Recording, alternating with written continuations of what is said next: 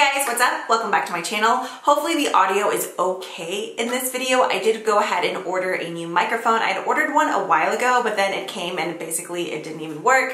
So I got a little bit salty and decided not to buy one for a long time, but I think it was my fan in the last video. I guess we'll figure it out this time. I apologize because I know like bad audio quality is almost worse than like bad lighting or focusing, just because if something sounds awful, it's like you don't even want to listen to it. So yeah, I apologize about that. My forehead is like more than a 5 head today. It's like a 6 head. I can't stop looking at it. But today's video is going to be a review and first impressions on the new Huda Beauty Desert Dusk palette. Every time I say it, I want to say Desert Dust, but it's Desert Dusk. I don't know why that's such a tongue twister for me. This palette releases on September 18th and it's going to be $65, which was the exact price of the previous palette. I actually didn't purchase that palette. At the time, I just felt like I had a ton of palettes. I still do. I received this one as PR, but honestly, I think this one I would have purchased anyways, just because the color scheme is like right up my alley. This one though, I don't think you'll be able to purchase it like this in this packaging. This is for PR purposes, but how amazing does she look? That dress. And then look at this, when you pop out the palette, there's a desert, like sand dunes with sand that moves around. I like that. I don't know, something about that was just really cute to me. So here is the actual packaging of the palette. It has this really cool kind of like ombre metallic, what would you say that is? Like pink to magenta-ish, something like that, like little sand dunes. And then for the actual palette, here it is, totally different than the last packaging. The previous Huda Beauty palette had that clear screen. So here are her gorgeous eyes, and then the little jewels here do kind of like give off a like metallic feel. Oh, the actual palette. Look at these colors. I'm so stoked. Inside you have 8 matte shades, 6 pressed pearls, 3 duochrome toppers, and then 1 pure glitter, which that one just stuck out to me right away. So on the little info card here, it says that the matte shades are talc-free, highly pigmented shades that give butter-like application and extended wear. And then the pressed pearls are a high shine shimmering pearl formula that layer effortlessly on top of the matte if you wanted to add depth and shine to the lids. And the 3 duochrome toppers, which are celestial, retrograde, and twilight. Don't worry, we'll get into swatches. Those are the light shifting formulas. It says to apply those with a brush or apply with your finger to maximize the reflection. That's what I heard a lot about the previous palette, is that some of the glitter shades and like really high shine metallic shades applied better with your finger, which I typically do anyways. And then the 1 pure glitter, it says this is a ready to go formula all over your lids, dabbing it on with a flat brush or use as a bold liner. So there's the description of all the shades. Now I'll go through and give you guys some finger swatches as well as brush swatches. For that, I'm going to be using the Sigma Soft Focus Shader, just a large E52. At first I was just going to go through this way, but I think I kind of want to swatch the shadows like by formula. So starting off with the mattes, the pressed pearls, the duochrome, and then last but not least, the glitter. So let's go ahead and get into the swatches.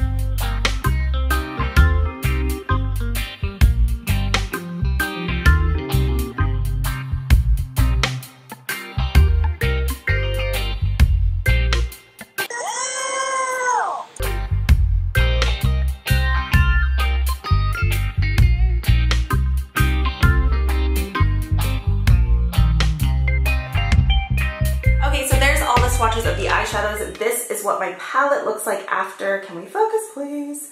After dipping my finger and brushes into there. Not too bad. The glitter was definitely a bit messy, as well as some of the pressed pearls, but the pigmentation on those, insane. What was it? Blood Moon, that very first one that I swatched. I think that's a color that I want to use. But then like Twilight was so pretty. Like I really want to see what this looks like on top of like maybe amethyst or something. Ooh, I'm not sure. Like that's what I love about this palette. I feel like it's a palette that you could definitely create a ton of looks out of. Let's go ahead and get into the tutorial. I did already prime my eyes. I have some of the Ulta, like the Ulta brand concealer under my brows, as well as Too Faced Shadow Insurance. So I'm going to start off with my brow bone as always. I have a feeling some of these shades are definitely going to create fallout, but that's not too big of a deal for me as long as it's easy to, you know, like wipe away. But I'm someone who always likes to apply my eyeshadow before my foundation anyways, so that wasn't really like too much of a turn off. So I'm going to start off with the shade Desert Sand, and I'm using the Morphe M333. I'm going to use this as my, brow bone shade. It definitely has a little bit more like peachy orange in it than I thought. But as you blend it out, it definitely like lightens up to where I feel like it works. Don't think it's bad, but I usually like to go in with something that's a little bit more of like a bone beige color, and that was the lightest matte that was in here. So I think I'm just gonna go in and just take some powder and maybe use that as my brow bone shade instead, like just some translucent powder.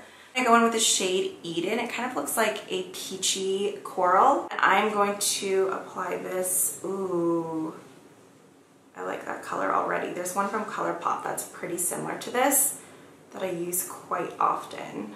Everything seems to be pretty pigmented so far, and everything is blending pretty easily. I'm gonna go ahead and add some Eden onto this side and even things out. Eden doesn't seem to have quite as much kick up as Desert Sand did. I don't know if Desert Sand is just more softly milled or what the deal is, but that one, when I dipped this brush into, it was just like, poof. I wanna use some of Blazing, and I'm just going to add this into the crease as well. Actually, you know what? I always like mixing shadows, so I'm going to mix Blazing and Amber. Yes, this is like my favorite kind of eyeshadow color. I love something that's like warm and rusty red.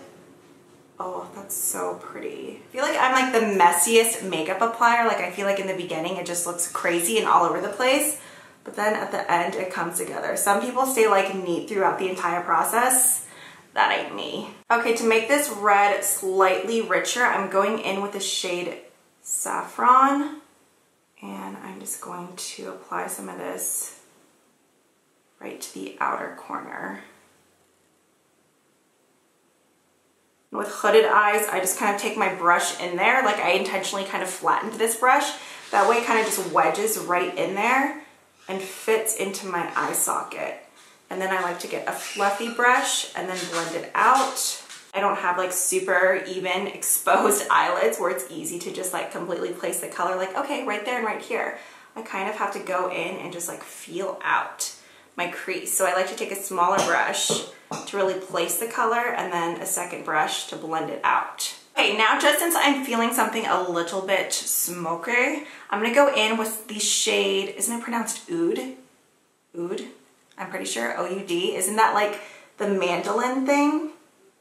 I feel like I'm right, but I'm probably wrong. Oh yeah, okay, so I'm just gonna add a tiny bit of that into here just to deepen it up a smidge. I really like that saffron color though. I think that's one of my favorite mattes in the palette. I can't with this color.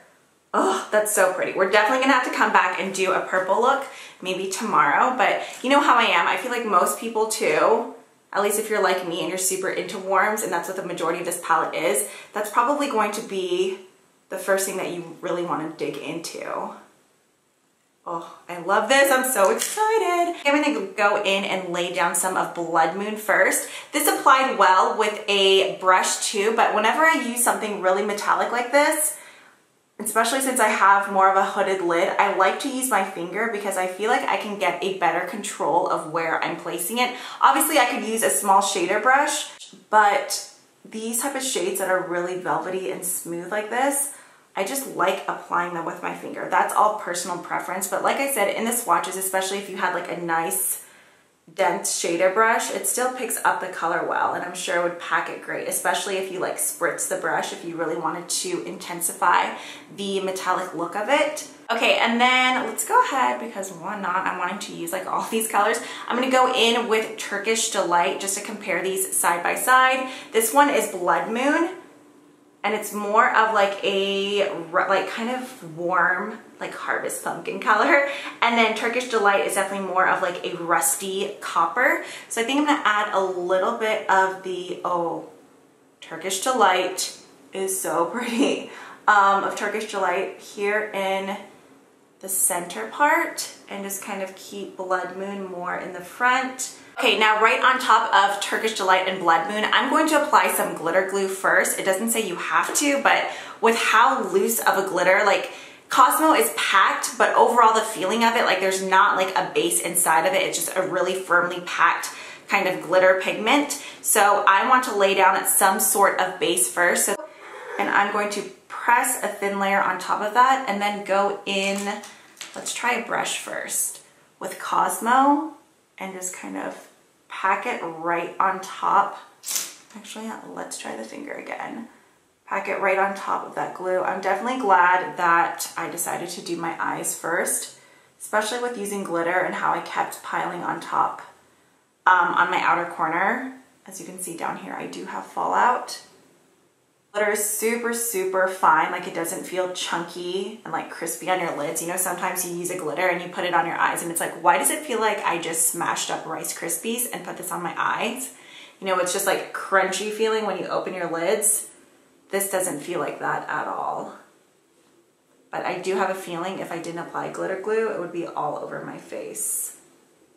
Oh, me gusta. Okay, so as I mentioned earlier, I was super curious about that Twilight shade. I wasn't quite sure how it would go with that Cosmo glitter, but since the Cosmo glitter, like, I couldn't get a super smooth gradient, so I went ahead and took the Twilight color, which once again, in case you already forgot, is this beauty here. And literally, I'll show you exactly what I did. I tapped my finger in it like super lightly, and I keep forgetting there's a mirror on top of this palette.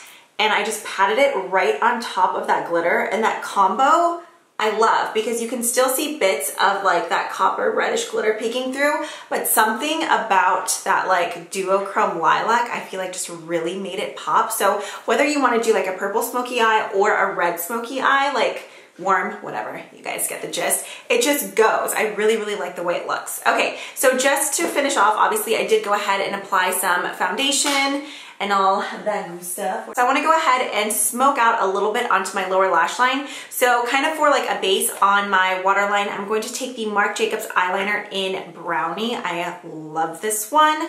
And I'm just going to smudge this. I like to concentrate more of it kind of onto the outer corner, and I'll slightly let it kind of like run over my waterline, like not that my eyes are actually watering, but I angle it to where it's like doing my waterline and a bit on my lower lash line. And then I like to take my finger and just go through and lightly smudge it. So I'm gonna start off with this. This is the Morphe M508. As you can see, he is just a little baby guy, if we can focus. Just kind of a shader brush, and I'm gonna go in and I'm gonna go in and just create like a giant cocktail. I always like mixing shadows. I'm gonna take some amber, some saffron, and then some of the oud color, and I'm just going to basically press that and slowly start to smudge it right on top of that brown eyeliner. Same thing, just smudging it down. And then I kind of like to create like a little bit of a flickage, like just like, since I don't have eyeliner. Let's do a little bit of this one here called Nefertiti. I'm gonna spritz my brush with a little bit of the Maybelline Master Fix Studio, MAC Fix Plus, whatever you have, water, spit, if it's your own face. I ain't gonna judge ya. Okay, so I'm just gonna dip that into Nefertiti, and I'm going to pop that right on the inner corner.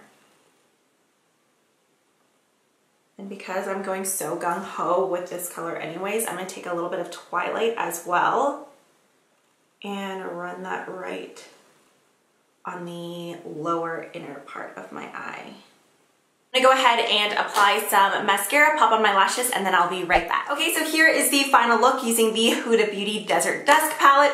I think this is probably gonna be a new go-to palette for me. Honestly, I wasn't sure just because I did hear a couple of mixed reviews. I had only watched 1 or 2 videos, but I have to say, personally for me, I love it. Just like in many other palettes, some of the deeper matte shades, as well as these like pressed kind of foiled shadows, you do get a bit of kick up. I know Twilight will be one that you definitely wanna be gentle with, because as I was dipping my finger in it, I could tell that it was very, very soft. While it is packed in there hard, if you were to go in with a heavy finger, I think you could easily make the shadow crumble. Definitely not a palette you want to risk dropping, but overall, I think the color scheme is excellent. You get a great variety of both mattes, shimmers, pearls, that glitter. Like I said though, definitely go in and use a glitter glue, otherwise you will have glitter all over your face. So overall for $65, $65 does sound like a lot, which it is a lot of money, but I feel like these days makeup is getting more and more expensive. The Urban Decay Naked palette, I believe that's, is that $50 something, I think. And that you get, oh my gosh, I can't even remember. Is it 10 to 12 shades?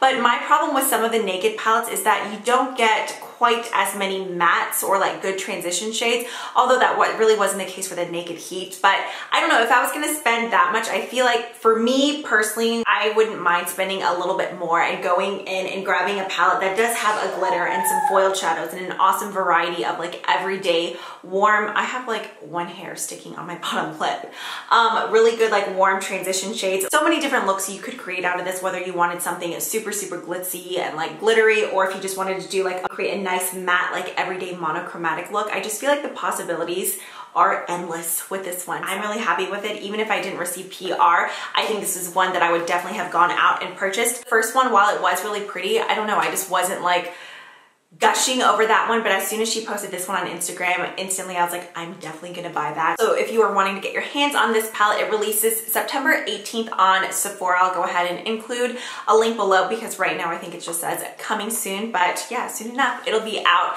The palette itself, I didn't say anything really about the weight, but it does feel really nice and sturdy. While it is cardboard, it doesn't feel like something that's just gonna like break and bend easily. It's a nice solid piece, and you do have that large full-size mirror in there. So yeah, that is it for this one. I hope you guys enjoyed and found it helpful. If you did, be sure to hit that thumbs up button. I would really appreciate it, and I will catch you guys in the next one. Bye!